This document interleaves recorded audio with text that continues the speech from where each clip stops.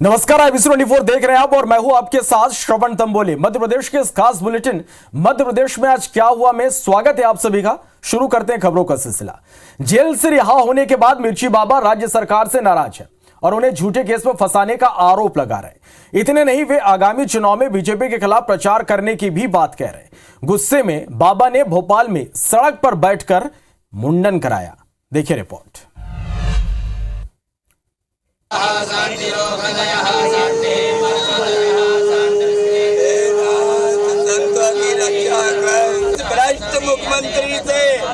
Rape के आरोप में जेल से रिहा होने के बाद मिर्ची बाबा का गुस्सा बीजेपी सरकार पर बरस रहा है।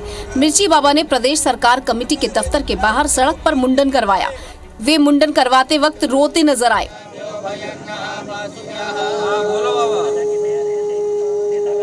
शंख की ध्वनि के बीच मुंडन हुआ और शिष्यों ने मंत्रों का जाप किया। मुंडन के बाद बाबा ने दावा किया कि बीजेपी सरकार ने उन्हें साजिश के तहत रेप के केस में उलझाया। 12 महीने की सजा बेगुनाह होने के बावजूद काटी। नाराजी मैंने सबको जाहिर कर दिया है कि शिवराज के खिलाफ नाराजी बिल्कुल साजिश के तहत फंसाया गया है। सारे चैनलों पे देखिए। मिर्ची बाबा ने अपना रुख साफ कर दिया है कि वे आगामी चुनाव में बीजेपी सरकार के खिलाफ चुनाव प्रचार करेंगे, जिन तो ब्राह्मणों का किस तरह अपमान कर रही है। सागर में एक कार्यक्रम के दौरान मंत्री भार्गव का बयान चर्चाओं में है। उन्होंने साफ साफ कहा कि वे मंत्री से ऊंचे पद का आशीर्वाद चाहते हैं। उनके इस बयान ने सियासी गलियारों में गर्माहट ला दी है। देखिए रिपोर्ट।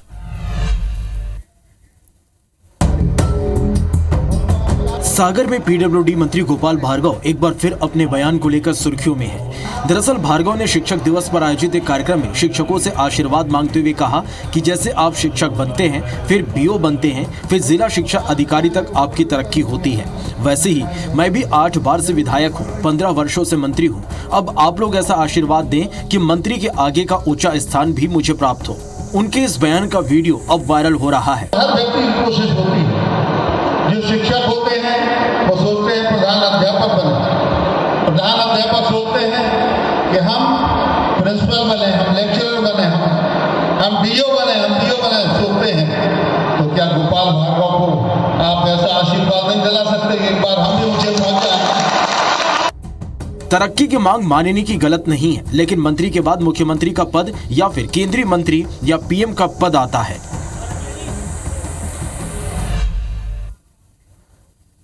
जन आशीर्वाद यात्रा के दौरान मुख्यमंत्री शिवराज सिंह चौहान ने मुरैना जिले को 2 बड़ी सौगातें दी, जिससे केंद्रीय मंत्री नरेंद्र सिंह तोमर के साथ जिले की जनता अब बेहद उत्साहित है। देखिए रिपोर्ट। चुनावी साल में सीएम शिवराज ने घोषणाओं की झड़ी लगा दी है। मुरैना में जन आशीर्वाद यात्रा में शामिल हुए सीएम शिवराज ने जिले को बड़ी सौगात दी है। सीएम ने यहां मेडिकल कॉलेज खोलने का ऐलान किया है। साथ ही 28 सितंबर को भूमि पूजन के लिए आने की भी बात कही है। केंद्रीय मंत्री नरेंद्र सिंह तोमर ने सौगातों को लेकर सीएम का आभार जताया है और कांग्रेस पर हमला बोलते हुए कहा कि कांग्रेस के पास अब कोई मुद्दा नहीं है और वो अपना अस्तित्व खोती जा रही है। और इसलिए एक तो विकास अगर कोई कर सकती है तो भारतीय जनता पार्टी कर सकती है। कांग्रेस अपना अस्तित्व होती जा रही है। कांग्रेस की स्थिति वैसी हो रही है जैसे खिसियानी बिल्ली कंपन होती है। मुरैना केंद्रीय मंत्री नरेंद्र सिंह तोमर का संसदीय क्षेत्र है। यहाँ हुई घोषणाओं से लोगों में उत्साह है। ऐसे में आगामी चुनाव में बीजेपी को माइलेज मिल सकता है। भोपाल में शिवराज कैबिनेट की बैठक में कई अहम फैसले लिए गए। लाडली बहनों को सावन माह में 450 रुपए में सिलेंडर के साथ जन आवास योजना का नाम मुख्यमंत्री लाडली बहना आवास योजना करने का फैसला लिया गया। इसके अलावा भी कई और अहम फैसले लिए गए। देखिए रिपोर्ट।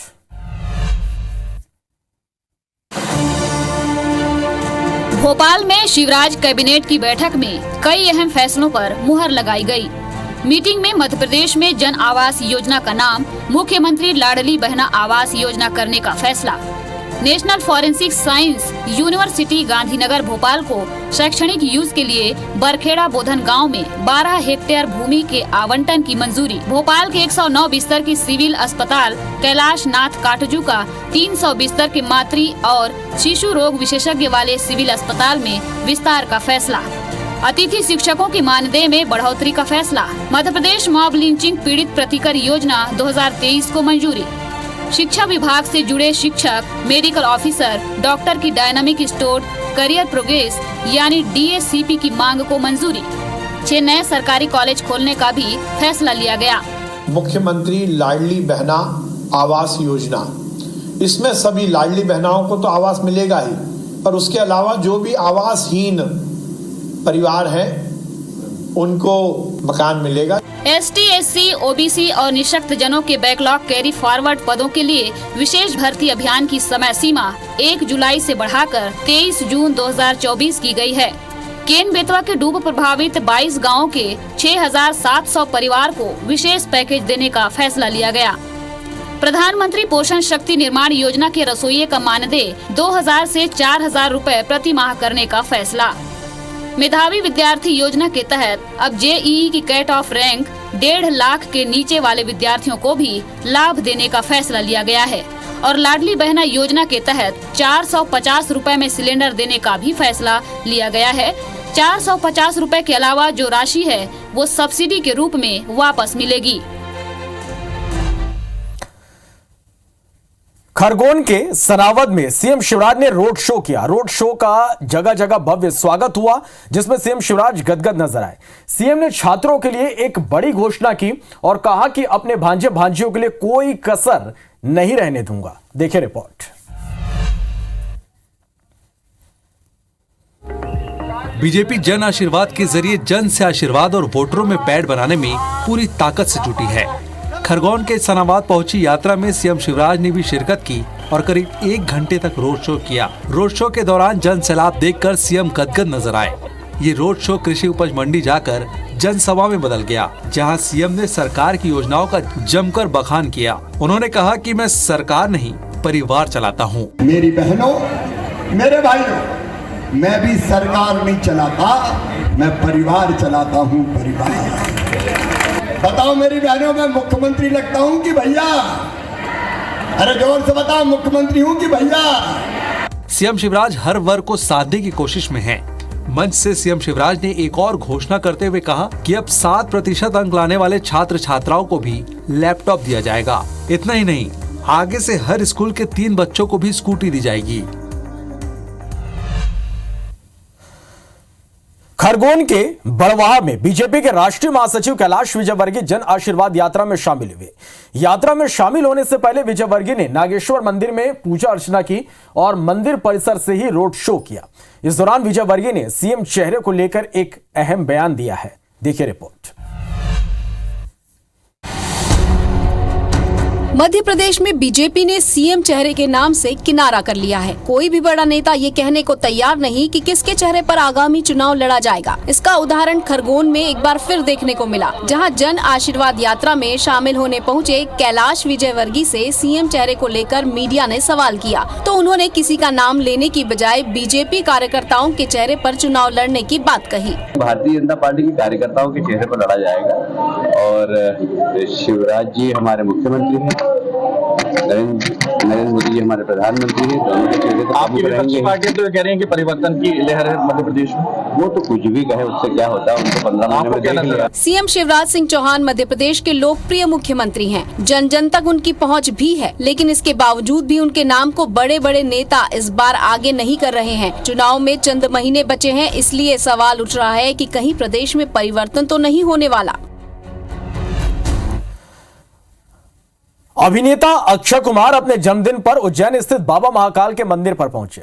इस दौरान उनके साथ बेटे आरव, बहन अलका और भांजे सिमर ने भी बाबा महाकाल के दर्शन कर उनका आशीर्वाद लिया। इस दौरान वो भस्म आरती में भी शामिल हुए। अभिनेता अक्षय कुमार ने अपनी अपकमिंग मोटिवेशनल रानीगंज की सफलता के लिए प्रार्थना की।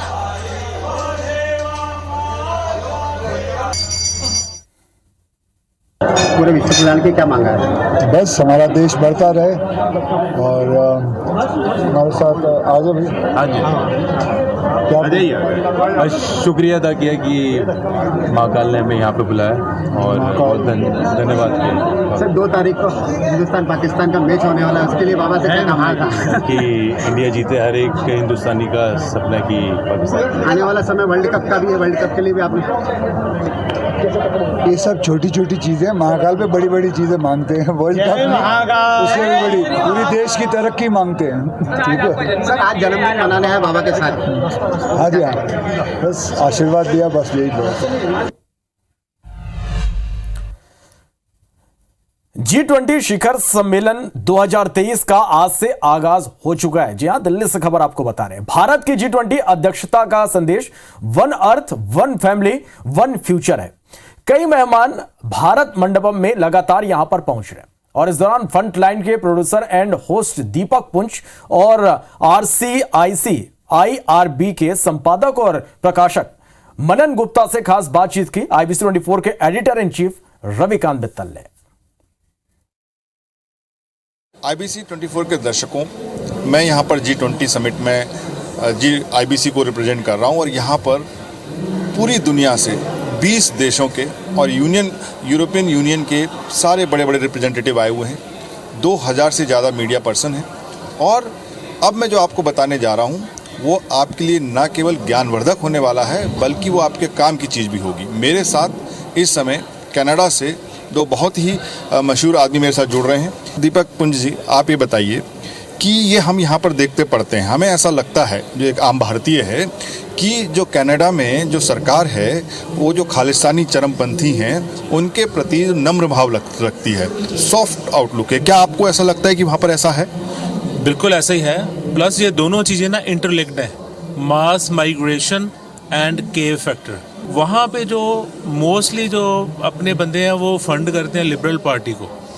जैसे एक बार जस्टिन ट्रूडो लास्ट टाइम जब आए थे उन्होंने बोला था कि मेरी कैबिनेट में ज़्यादा सिख हैं, सरदार हैं, इसके बजाय के जितने मोदी गवर्नमेंट में हैं। तो वो ऐसे बयान क्यों देते हैं? Because of vote factor. हमने देखा कि एक उन्होंने रैली निकाली जिसमें कि बताया गया कि भारत माता को जेड़ियों में और पूरा खून में लथपथ दिखाया गया। पहले 15 अगस्त के पहले भी और भी जो उनके फंक्शंस होते हैं, तो क्या ये जो पूरा सिख समाज है वहाँ पर जो सारे हैं वो क्या उनमें सब में एंटी इंडिया फीलिंग है? सारे सिख ऐसे नहीं है, इसकी परसेंटेज बहुत कम है, लेकिन पहले से अब इसकी परसेंटेज थोड़ी ज़्यादा बढ़ी है। उसमें थोड़ा सा बोलो कि उनका अपनी उसमें सेल्फिशनेस भी है कई लोगों की, जो बंदे जो सिख्स पॉलिटिक्स में आगे आना चाहते हैं। एक बात ये चीज़ समझ में आती है, लेकिन आखिरकार वो गए हिंदुस्तान से हैं, तो आपको लगता है कि वहाँ की सरकार में कुछ ऐसे एलिमेंट हैं या कुछ अलहदा और दूसरे देश हैं जो इनको भड़काते हैं? आपका क्या मानना है उसमें? वोट, इनको लगता है कि वोट बैंक है, लेकिन ऐसा करने से उनके वोट कटते भी हैं।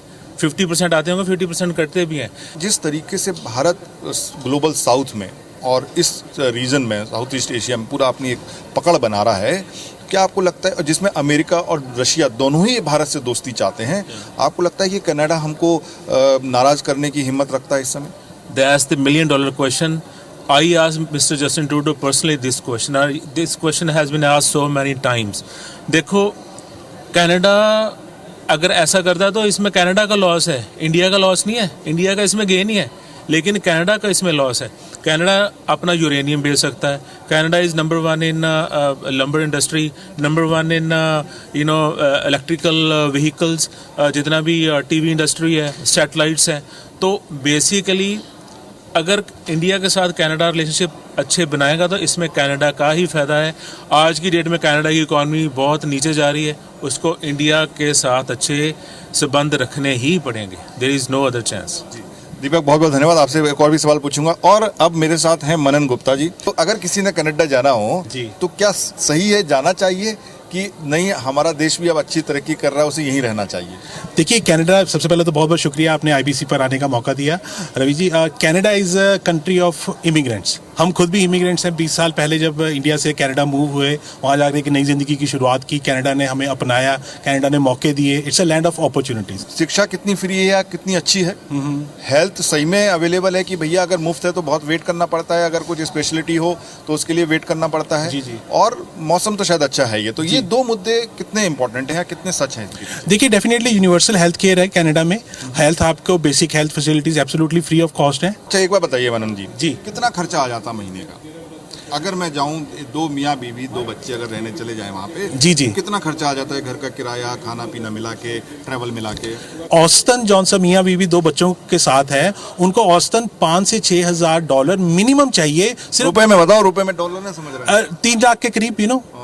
तो भैया IBC के दर्शकों, आप समझ लो कि अगर आप 3 लाख रुपए कमा सकते हो जाके, जैसा कि मनन गुप्ता जी ने अभी बताया, तो आप रह सकते हो कनाडा में। घूमने जाएं, ट्रैवल के लिए जाएं, टूरिज्म के लिए जाएं, बहुत अच्छी बात है, आपको पूरी दुनिया घूमनी चाहिए। लेकिन रहना है, अपने बच्चों को भेजना है, इसके पीछे सोचें, समझें और हमारा ये वीडियो जरूर देखें, तो इससे आपको समझ में आएगा कि आपको क्या करना है।